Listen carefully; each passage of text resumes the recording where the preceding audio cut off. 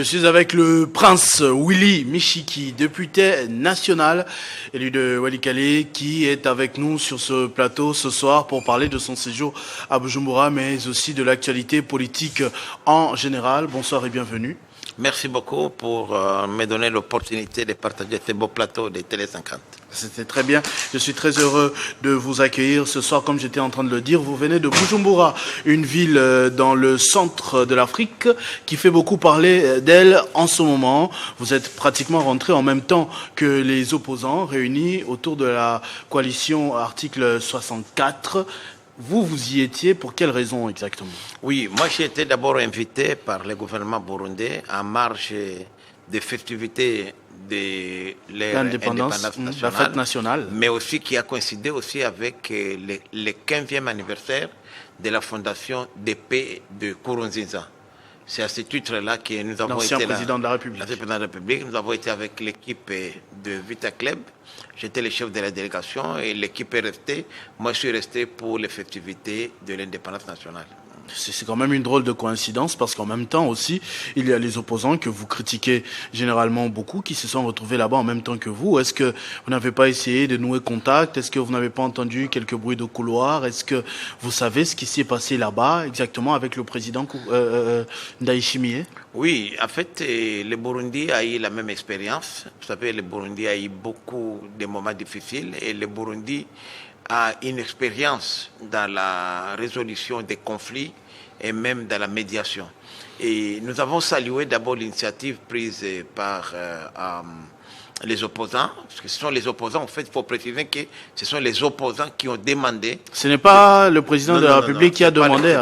C'est les opposants qui ont exprimé le vœu de rencontrer le président en sa qualité de président en exercice de l'Union africaine, en vue de pouvoir... et faire la médiation entre l'opposition et la majorité en général et les chefs de l'État en particulier. Mais le Burundi et le président Nkurunziza lui-même, qui est un homme de paix, ne pouvait pas refuser. Il leur a adressé une invitation officielle, parce que l'invitation est venue suite à la demande expresse de l'opposition. Mais ce que nous avons déploré, c'est que l'opposition est plurielle. Mais on a constaté qu'une grande partie de l'opposition n'a pas été consulté, même s'il y a les confessions religieuses, là c'est bon. Il y a eu les églises d'Hervé qui étaient bien représentées par le Monseigneur Ishiba, il y avait la Senko qui était représentée par le Monseigneur Cholet et tant d'autres, mais au niveau de l'opposition, il se passait un problème. Il y a une frange de l'opposition qui est d'ailleurs importante, qui aujourd'hui combat réellement la guerre d'agression, mais qui n'a pas été associé. C'est le cas de président Bolojwa, comme Pati Katanga et tant d'autres, qui aujourd'hui quand même représentent une opinion importante. Ils sont dans la C64 aussi? Non, c'est-à-dire que ce n'est pas la C64 qui a été invitée, c'est l'opposition congolaise qui a été représentée.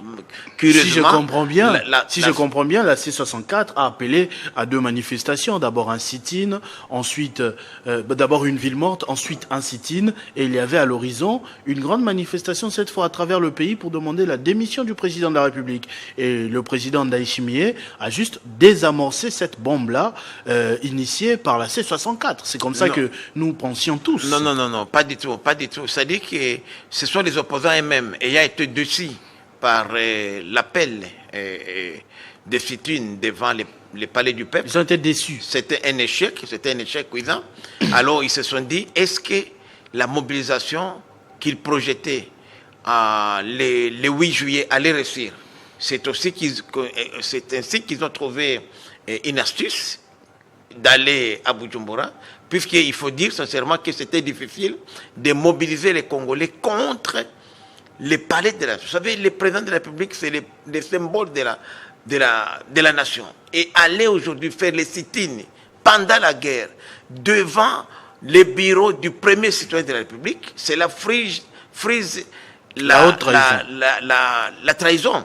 Puisque qu'est-ce qui dit que ce n'est pas, nous savons aujourd'hui, c'est un secret de Polichinelle, la plupart de membres de 64 aujourd'hui pactisent avec Kabila. Quand on vous dit qu'ils sont instrumentalisés par Kabila, par Kagame, ce n'est pas faux. Et c'est comme ça que ils ont voulu avoir les pouvoirs qu'ils n'ont pas pu avoir par les armes, l'avoir en instrumentalisant les Congolais. Heureusement que les Kinois ont dit non, c'est ainsi qu'ils ont trouvé une occasion pour eux-mêmes. C'est eux-mêmes qui ont reporté la date pour le 22 juillet. Puis ils vous diront encore que ce n'est plus le 22, le 24 juillet, c'est une date ultérieure. Écoutez, depuis, ils sont revenus. Leur discours ne semble pas beaucoup avoir changé parce qu'ils maintiennent d'abord la manifestation pour le 22 juillet, toujours pour réclamer la démission du président de la République, et ils demandent au président de la République, pour aller à la désescalade, de s'exprimer publiquement sur l'abandon du projet de changement de la Constitution. Ils viennent de le dire il y a quelques heures. Oui, d'abord, il faut dire que les collègues de l'opposition, sincèrement, moi je me demande, sont-ils des démocrates? Quelle est la haute trahison que le chef de l'État a commise? La démarche d'abord, qui consiste à aller au référendum, c'est une initiative parlementaire. Ça n'a rien avec l'institution présidente de la République ni le gouvernement de la République. C'est nous, les députés, un de nos collègues, qui, en vertu de la Constitution, a pris l'initiative au regard de l'article 5 de la Constitution, qui donne deux voies d'expression démocratique, les élections ou les référendums. Et où est la main du chef de l'État? Rien du tout. Le collègue Gaspard Ngondankoy est un député élu. Il a usé de ses prérogatives parlementaires. Main du chef de l'État ou pas, les évêques, par exemple, la semaine dernière encore, se sont exprimés à ce sujet en disant qu'il n'y avait ni urgence, ni opportunité de le faire en ce moment. Qu'il y avait autre priorité, à savoir la guerre dans l'est du pays. Vous étiez jusqu'à très bientôt à la tête des Ouazalendo. Je le suis toujours. On vous a pas mis de côté? Pas du tout. C'est un des petits bandits qui sont même à la demi-heure aujourd'hui. C'est vrai ça? Oui, je suis toujours là. Éclairez-nous un peu sur ce dossier-là. C'était déjà instrumentalisé par Kabila et Kagame. On les a pour vous mettre de côté. Oui, pour mettre de côté. Mais c'est toujours vous qui dirigez tous les Ouazalendo. Tous les Ouazalendo répondent en tout cas à mes ordres. C'est-à-dire, les Ouazalendo sont en train de se battre en ce moment. On a l'épidémie d'Ebola qui ravage et aussi quelques provinces dans l'est du pays. Comment un député national peut, lui, faire de sa priorité un changement de la Constitution, sachant qu'il y a des zones occupées et qu'il y a des Congolais qui ne pourront pas participer à ce référendum-là, au cas où il arrivait? D'abord, il faut dire aujourd'hui, parlons du contexte actuel. D'abord, il y a un précédent. Nous avons organisé les élections de 2023. Aux élections de 2023, il y a des circonscriptions comme Massissi, comme Rutshuru, comme ici Yumbi, qui n'ont pas pris part aux élections. Et la Cour constitutionnelle a rendu un arrêt qui a fait que les anciens élus les représentent aujourd'hui. Donc, il y a un précédent où les élections ont été organisées et une partie du pays n'a pas pris part, mais elle est représentée valablement dans les organes délibérés de la République. De deux, lorsqu'on dit qu'il n'y a pas opportunité, mais moi j'ai le retour que non, il y a plus qu'opportunité maintenant. Pourquoi? Lorsque vous regardez aujourd'hui les paramètres, on ne peut pas organiser matériellement les élections en 2028 s'il n'y a pas de réforme institutionnelle.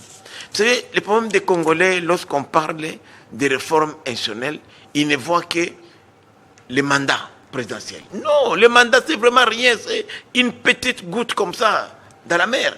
Le vrai problème, c'est quoi aujourd'hui? Nous avons tous décrié aujourd'hui le système électoral au pays. Le système électoral actuel épuisé de la Constitution.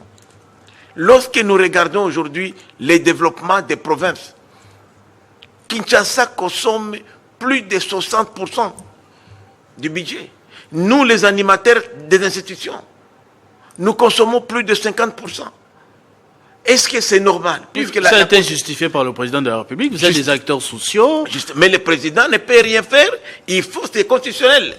Lorsqu'on vous dit aujourd'hui qu'il faut deux pouvoirs séparés, le pouvoir central et le pouvoir provincial.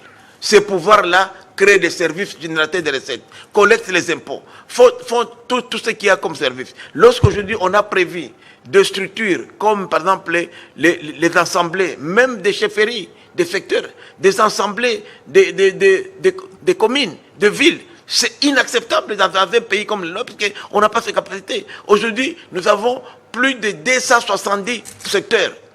Il faudrait 270 assemblées législatives et électorales de secteurs. On vous parle aujourd'hui.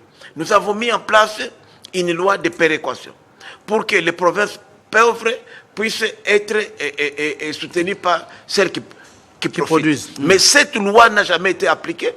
Même la rétrocession qui est pourtant constitutionnelle. Donc la loi est là, mais ça n'a pas été appliqué. C'est-à-dire que ce n'est pas un problème de texte, mais un problème d'homme, comme disait Batilouko. Ce n'est pas le problème d'homme, c'est le problème même des tests. Puisqu'il n'y a pas de sanction qui est prévue.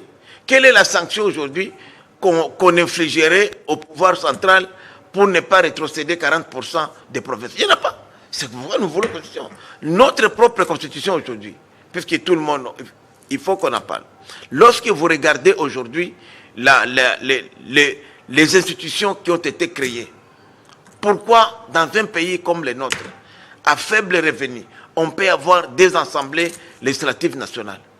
Le président du Sénat, aujourd'hui le Sénat consomme, elle seule, plus de 400 millions de dollars là. Je suis député national, je sais de quoi je parle. Vous prenez les assemblées provinciales, les 26, elles sont au-delà de 600 millions de dollars. Alors, si on prend seulement la suppression aujourd'hui des Sénats, des assemblées provinciales, on a au moins 1 milliard de dollars qu'on peut mettre de côté qui pourrait nous permettre d'organiser les élections. Avons-nous besoin d'une primature, sincèrement? Avec toutes ces vices primatures. Si on les supprime, on économise encore presque 100 millions de dollars. C'est pourquoi nous disons qu'il faudrait changer les systèmes. Revenir à la dictature. Revenir au régime présidentiel où il y a un président de la République qui bat campagne avec son vice-président. Les vice-présidents, nous savons, dans tous les pays, n'ont pas beaucoup d'influence et n'ont pas de bureaux costauds. Nous aurons déjà économisé plus de 1 milliard 100 millions de dollars. Je ne parle que des chiffres. Et cet argent-là pourrait nous permettre aujourd'hui de construire des hôpitaux, des écoles. Mais vous savez qu'un système de président tout-puissant, nous l'avons déjà eu en République démocratique du Congo. Enfin, à l'époque, au Zaïre, on a connu des insuffisances. C'est pour ça qu'à Sun City, tout le monde s'est mis d'accord pour que nous adoptions les systèmes actuels. Quand vous êtes en train de réfléchir comme ça, à revenir encore aux années Zaïre, est-ce que vous mesurez les conséquences? Non. Le système que nous sommes en train d'envisager, malheureusement, n'a jamais été appliqué. Puisque, à l'époque de Mobutu, puisque vous faites allusion à ça, il y avait un premier ministre, il y avait des vice-premiers ministres, des ministres et consorts. Mais ici, il n'y aura plus de premier ministre. Il y aura un président de la République, comme le système sud-africain, américain aujourd'hui, avec un vice-président et le gouvernement tout court. Nous parlons chiffres. Qu'est-ce qui vous garantit que c'est ça qui va marcher? Et ce sont des ressources-là que nous allons récupérer pour faire face à la guerre. Aujourd'hui, par exemple, lorsque vous regardez notre constitution, il y a une inadéquation. Le président qui est élu au suffrage universel direct, mais n'est pas responsable devant le Parlement. Il règne, mais ne gouverne pas. On prend un premier ministre ou une première ministre qui n'a pas été même élu, qui n'est pas véritable chef du gouvernement. Donc c'est ça les dysfonctionnements que nous voulons mettre de côté. Lorsque nous regardons aujourd'hui notre constitution, on vous dit même qu'il y a des minorités qu'il faut protéger. Or, toutes les tribus au Congo sont minoritaires. La mienne, Nyanga. Je vous dis ici par exemple, parce que souvent on croit que les Banyamulenge sont plus nombreux que nous les Nyanga. Les Tutsis sont plus nombreux que nous. Nous sommes aussi minoritaires. Donc il y a des notions confuses qu'on nous a... On nous dit dans l'article 214 que les accords internationaux régulièrement conclus ont une supériorité sur nos lois. Vous vous rendez compte qu'il y a un accord de partition, on dit voilà, on va diviser la RDC, on prend l'Est et on l'annexe au Rwanda. Comme c'est un accord international, nos lois n'ont aucun pouvoir. On vous parle de l'article même 217, où on vous dit qu'au nom de la paix, comme le cas aujourd'hui, vous savez l'accord de Elemera, vous l'avez dit, oui. L'accord de Elemera, point 4, il était prévu que le Burundi aille jusqu'à 300 km à l'intérieur du pays, les Rwandais prennent 300 km et l'Ouganda. Ce sont ces velléités-là qui aujourd'hui Mais l'article 217, ça ne date pas de la première guerre du Congo. C'est un article que l'on retrouve même depuis 60. Mais justement, c'est que moi j'ai dit, c'est ces faiblesses-là que nous voulons mettre fin aujourd'hui. Quand même, je crois qu'après toutes ces années d'indépendance, nous pensons qu'aujourd'hui, les Congolais peuvent éviter tout ce qui pourrait créer des convoitises. C'est comme ça qu'aujourd'hui, qu'est-ce que le Rwanda attend aujourd'hui? Kagame attend qu'on ait une négociation et en vertu de l'article 217 de la Constitution, pour promouvoir la paix et le panafricanisme, on va dire, voilà, la RDC cède cette partie orientale au Rwanda. Et ça sera constitutionnel, n'est-ce pas? Alors si nous changeons ça, même ceux-là qui avaient fait velléité-là ne peut pas agir. Si je comprends bien, il n'y a pas de marche arrière. Il faut changer la Constitution. Ce n'est pas, on ne change pas. Qu'est-ce que vous faites de l'opposition et de sa force de mobilisation qui est en train de se prouver petit à petit? Je vais vous rassurer sincèrement. Vous savez, vous me connaissez, j'ai mon frère parler. Cette question des réformes constitutionnelles, c'est une question d'abord des Congolaises et Congolais. C'est une question de survie politique. Même si aujourd'hui, nous avons l'instabilité à l'Est, nous avons la guerre. C'est à cause de cette constitution. Vous avez vu même vous-même, les Rwandais, les acolytes de M23, leur première revendication était quoi? La première revendication de AFC M23 était de réclamer le fédéralisme. Alors que le fédéralisme, c'est la forme de l'État, c'est une matière verrouillée. Je rappelle ici que l'article 220 n'est pas verrouillé. Ce sont les matières qui sont verrouillées. Donc même eux qui sont à la rébellion aujourd'hui, déjà voudraient changer la Constitution. Donc il faut enlever la tête des Congolais que les changements de Constitution, c'est la concentration du pouvoir. Non! Nous voulons changer la Constitution pour nous permettre d'avoir des conditions capables de nous permettre de respecter les cycles. Je vous dis aujourd'hui que si on ne change pas, si on ne procède pas à des réformes institutionnelles, il sera impossible d'organiser les élections. Puisque les contextes dans lesquels, vous voyez, moi j'ai été élu pour 5 ans, mais en réalité, je suis entré au Parlement une année après. Donc mon mandat est de 4 ans. Même chose pour le chef de l'État. Pourquoi ne pas donner par exemple des mandats de 7 ans dans un pays comme le nôtre? Pourquoi dans des pays comme le nôtre, on ne peut pas aujourd'hui supprimer toutes ces institutions budgétivores qui aujourd'hui ne font que gonfler les ventres des politiques que nous sommes. Je suis bénéficiaire du système, mais je me révolte. Donc ça n'a rien avec la concentration des pouvoirs. Et en plus, je vais aller plus loin même. Lorsque les amis de l'opposition là, dont vous citez, je vous défie, j'ai interrogé chaque parti, de Fayoulou, de mon ami Sessanga, de Matana Pogno, tous ont prévu des réformes institutionnelles. Mais la révision existe. C'est ce que moi j'ai dit. C'est les changements qui posent problème. Est-ce qu'on a changé quoi? Qui a changé? Rien du tout. Nous avons une loi. On a prévu 2 modes d'expression. Élection, référendum. Le référendum va poser quelles questions à la population? Mais justement maintenant, la Constitution, nous allons poser quelles questions? Nous allons poser, est-ce que vous, les Congolais, voilà les réformes que nous allons amener. Nous voulons supprimer le Sénat. Nous voulons supprimer les assemblées provinciales. Nous voulons supprimer la primature, les vice-primatures. Nous voulons que dans ces pays, il y ait un président et un vice-président. Ce qui nous ferait ça, vous êtes oui ou non? C'est tout.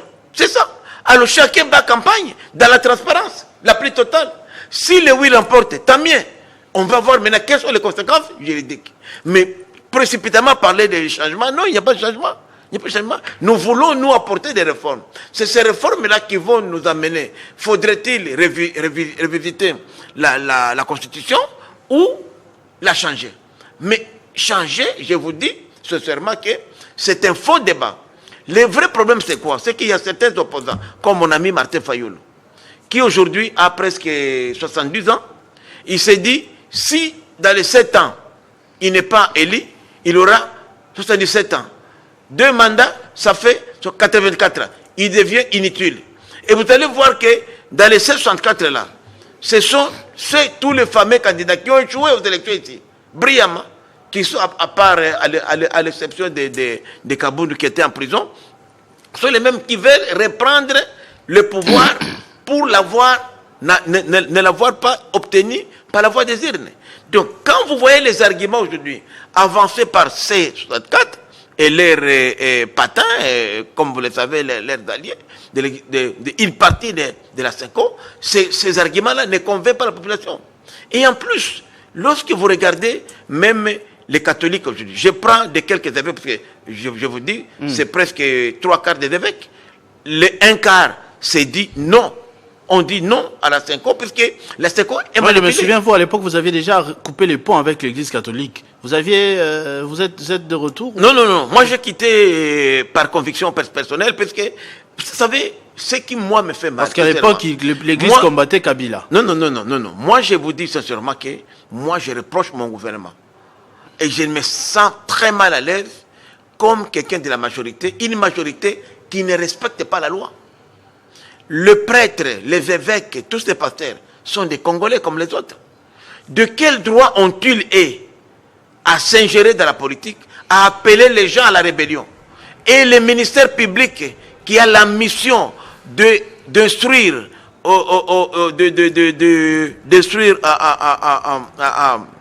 de constater les infractions, ne fait rien. Moi, j'ai vu, même en France, de prêtres et des évêques qui ont été arrêtés en Italie. Au Rwanda, même ici, leur pays satellite, un prêtre qui insulte les gens, qui appelle les gens à la révolte, on l'arrête sur les champs. Les jours qu'on fera ça ici, toutes ces blagues-là prendront fin. Parce que nous sommes dans un état de droit, nous ne sommes que régis par la loi. Même le président de la République, je dis bien, n'est pas au-dessus de la loi. Mais quand je vois aujourd'hui ce que certains évêques catholiques, comme Ambongo et consorts, prennent comme discours, des discours alarmants, et le ministère public, la justice, les laisse les faire, moi je crois que c'est une entorse à la démocratie et il faut sanctionner à un moment donné ceux-là qui sont sanctionnés et qui sont censés faire appliquer la loi. Très bien. Merci beaucoup, honorable Michiki. Prince Louis Michiki, vous nous avez rassuré ce soir encore que vous êtes à la tête de toutes les coalitions de Ouagadougou. Vous n'avez pas bougé, vous êtes élu de Walikale. Merci. Vous revenez de Bujumbura aussi. Vous vous accompagnez par coïncidence Vita Club alors que les opposants s'y trouvaient. Et vous nous avez donné votre avis sur la position justement de l'opposition vu les échéances en cours. Merci beaucoup. Merci également. Merci, et je confirme que la loi sur le référendum sera bel et bien promulguée et nous allons l'appliquer conformément à la Constitution en vigueur. Merci beaucoup à tous et à toutes d'avoir suivi cette édition de Kinshasa Direct. Je rends l'antenne à Arlette Boutella de l'autre côté pour la grande édition des 19h.